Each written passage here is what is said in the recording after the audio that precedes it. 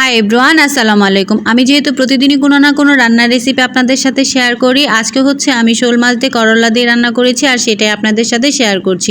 আমি প্রতিদিন যে রান্নাগুলো করি তার মধ্যে থেকে যে রান্নাটা আমার বেশি ভালো লাগে সেই রান্নাটাই আপনাদের সাথে শেয়ার করি। আজকে যেহেতু আমি শোল মাছ দিয়ে করলা দিয়ে রান্না করব আর সেটাই আপনাদের সাথে শেয়ার করব। আমার কিন্তু করলা দিয়ে শোল মাছ দিয়ে খুবই ভালো লাগে খেতে আর সেটাই আপনাদের সাথে শেয়ার করছি। যদি আপনাদের ভালো লাগে অবশ্যই এইভাবে রান্না করে খেতে পারেন।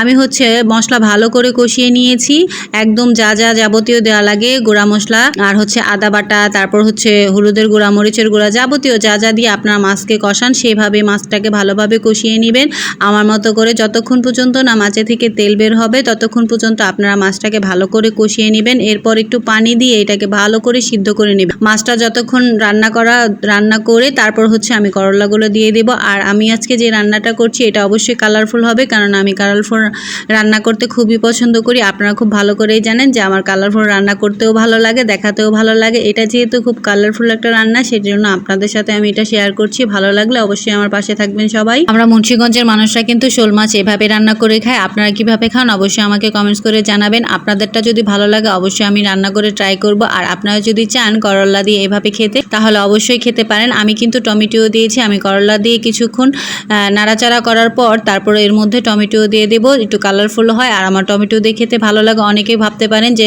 তিতার মধ্যে কেন টমেটো দিলাম, আমার কেন জানি ভালোই লাগে, এর জন্য আমি দিই। আর লাস্টে আমি হচ্ছে একটু জিরা ফাঁকি দিয়ে দিব। এটা সবাই দেওয়ার চেষ্টা করবেন, তাহলে মাছের টেস্টটা আরও বেশি ভালো লাগে। আর এভাবে কারা কারা রান্না করে খান অবশ্যই কমেন্টসে জানাবেন।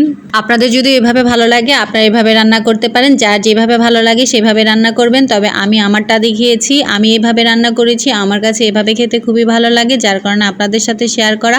আপনাদের যদি ভালো লেগে থাকে তাহলে অবশ্যই এইভাবে রান্না করতে পারেন। এইভাবে কিন্তু টেস্টটা ভালোই লাগে। তবে সবার টেস্ট কিন্তু একরকম না, এক একজনের টেস্ট এক এক রকম। আপনারা চাইলে আপনাদের মতো রান্না করে খাবেন এবং আমাকে অবশ্যই জানাবেন। যদি আপনারা অন্য কোনোভাবে রান্না করে থাকেন, অন্য কোনোভাবে শোল মাছটা বেশি ভালো লাগে তাহলে আমাকে জানাবেন। এটা কিন্তু আমরা শীতের দিনে লাউ দিয়ে অনেক খেয়ে থাকি। শীতের দিনে লাউ দিয়ে ভালো লাগে। আর গরম পড়লে অবশ্যই একটু উস্তা দিয়ে এটা ট্রাই করে দেখবেন। আমরা কিন্তু করলাকে উস্তাও বলি। আপনারা কি বলেন অবশ্যই সবাই জানাবেন। ধন্যবাদ সবাইকে।